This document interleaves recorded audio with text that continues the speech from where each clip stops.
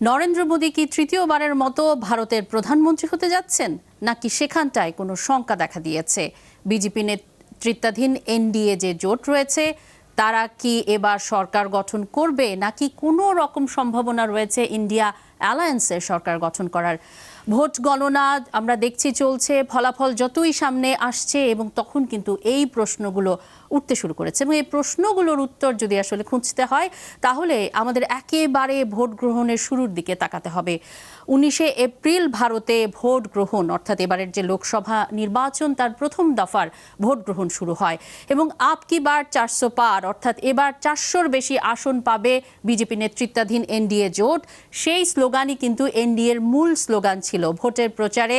Vote শুরু হওয়ার আগ পর্যন্ত তারা কিন্তু এটিকে মূল অস্ত্র হিসেবে ব্যবহার করেছে।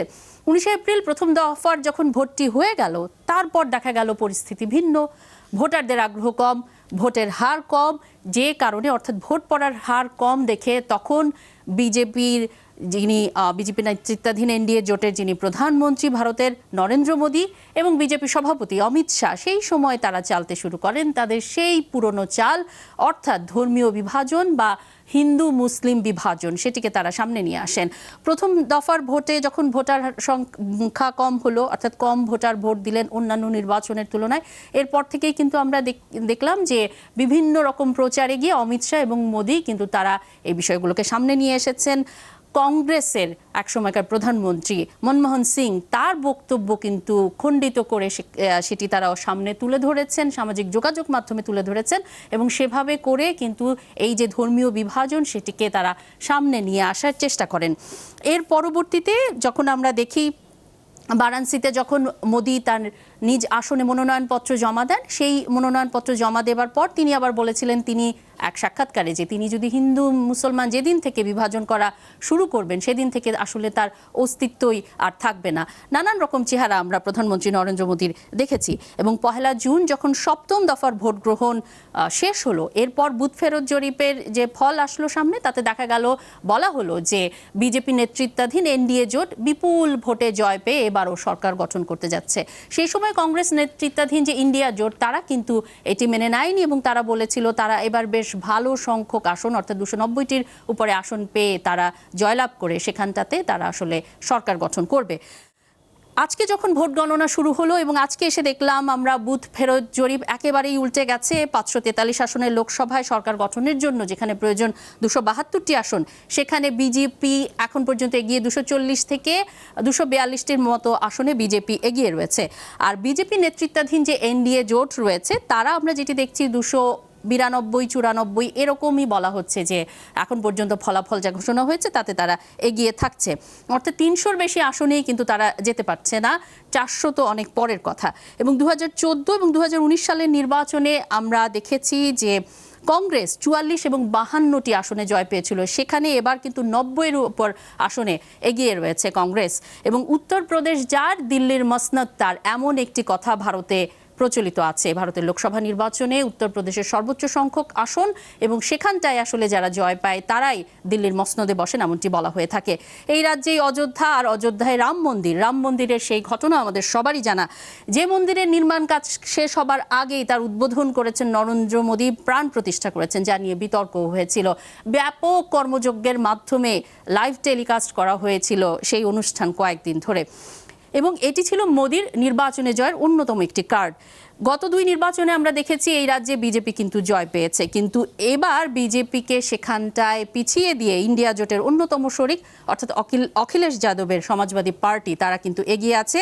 এবং প্রাথমিকভাবে ফল বিশ্লেষণ যদি আমরা করি তাহলে দেখা যাচ্ছে হিন্দি বলয়েও রাম মন্দির আসলে শেষ পর্যন্ত কিন্তু ঢেউ তুলতে পারেনি।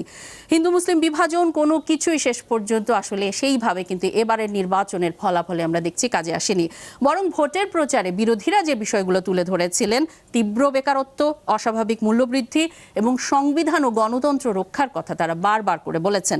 প্রাথমিকভাবে দেখা যাচ্ছে সেটি এখন পর্যন্ত আমরা দেখছি যে আসলে কাজে এসেছে। এবং 2019 সালের নির্বাচনের তুলনায় বলা হচ্ছে এবার ইন্ডিয়া জোট 100-র বেশি, অর্থাৎ 104-5টির মতো আসনে এগিয়ে, অন্যদিকে এনডিএ জোট কিন্তু পিছিয়ে রয়েছে 62টির মতো আসনে। বিজেপি এবার প্রবল আশা করেছিল পশ্চিমবঙ্গ ঘিরে এবং পশ্চিমবঙ্গে যেন তারা আসলে তৃণমূলকে হারিয়ে সেখানে বেশি সংখ্যক আসন পেতে পারে বিজেপি এবার প্রবল আশা করেছিল পশ্চিমবঙ্গ ঘিরে, সে লক্ষ্যেই নির্বাচনের আগে তারা কার্যকর করে সংশোধিত নাগরিকত্ব আইন এবং নির্বাচনী প্রচারের একটি জনসভায় ভোটার আকৃষ্ট করতে প্রধানমন্ত্রী নরেন্দ্র মোদী বলেছিলেন পরের জন্ম তিনি বাংলার কোনো মায়ের কোলে নিতে চান এবং বুথ ফেরত যে জরিপ ছিল সেখানে বিজেপিরই জয় হবে এই রাজ্যে, এমনটি বলা হচ্ছিল।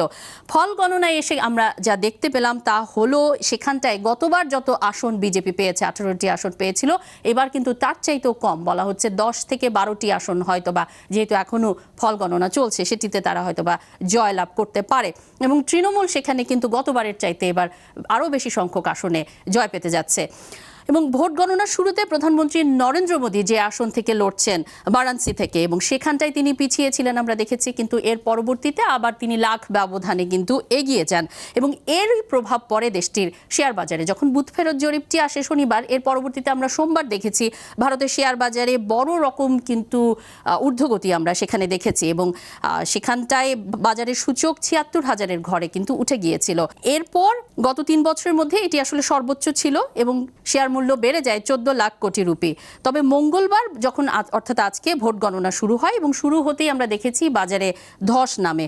বেলা যত বাড়ছে ততই কিন্তু বাজারে পতন হয়েছে এবং আজকে ভারতের সময় বেলা 12:30 পর্যন্ত আমরা দেখেছি যে 6,000 পয়েন্ট পতন হয়েছে সেখানকার সেন্সেক্সের। এবং বারাণসীতে শুরুতে মোদির যে পিছিয়ে পড়া সেটিকেই কারণ বলছেন বিশ্লেষকরা। এবার আসি একটু গুরুত্বপূর্ণ বিষয়, যেটি আমি বলছিলাম যে আসলে এবারও কি প্রধানমন্ত্রী নরেন্দ্র মোদী হতে যাচ্ছেন কিনা, নাকি এখানে অন্য কোনো ঘটনা ঘটতে যাচ্ছে। সরকার গঠনের গুরুত্বপূর্ণ ভূমিকা নিতে যাচ্ছেন বলা হচ্ছে তেলুগু দেশম পার্টি, অন্ধ্রপ্রদেশে টিডিপি পার্টির চন্দ্রবাবু নাইডু এবং বলা হচ্ছে জেডিইউ নেতা নীতিশ কুমার। কেন বলা হচ্ছে? কারণ অন্ধ্রপ্রদেশ ও বিহারে এই দুই দল খুবই ভালো ফল করেছে এবং তারা হচ্ছে এনডিএ জোটের অংশ এবং এখন পর্যন্ত যেহেতু এই দুই দলই এগিয়ে রয়েছে এবং এ কারণে আমরা দেখে থাকি যে স্থানীয় দলগুলোকে কিন্তু এই জোটগুলো সবসময় সরকার গঠনের জন্য টেনে থাকে এবং এই দুই দলের কাছেই কিন্তু এনডিএ জোট এবং ইন্ডিয়া অ্যালায়েন্স তারা কিন্তু এর মধ্যে যোগাযোগ করেছে। তেলুগু দেশম পার্টি এবং জেডিইউর জয় পাওয়া আসন সংখ্যা বলা হচ্ছে 30টির মতো। এই 30টি আসন এখন সরকার গঠনে কিন্তু খুবই গুরুত্বপূর্ণ ভূমিকা পালন করতে যাচ্ছে এবং বলা হচ্ছে ইন্ডিয়া জোটের এনসিপি নেতা শরদ পাওয়ার এরই মধ্যে এই দুই নেতার সাথে যোগাযোগ করেছেন এবং ভারতের গণমাধ্যমে এমন খবরও এসেছে যে নীতিশ কুমারকে ডেপুটি প্রধানমন্ত্রী অর্থাৎ উপপ্রধানমন্ত্রী করার প্রস্তাব দিয়েছে ইন্ডিয়া অ্যালায়েন্স এবং চন্দ্রবাবু নাইডুকে প্রধানমন্ত্রী প্রস্তাব দিতে পারেন তেমন একটি আলোচনাও হচ্ছে। এদিকে আবার এনডিএ জোটও তাদেরকে রাখতে চাইবে, সেক্ষেত্রে এই দুই নেতা এখন খুবই গুরুত্বপূর্ণ।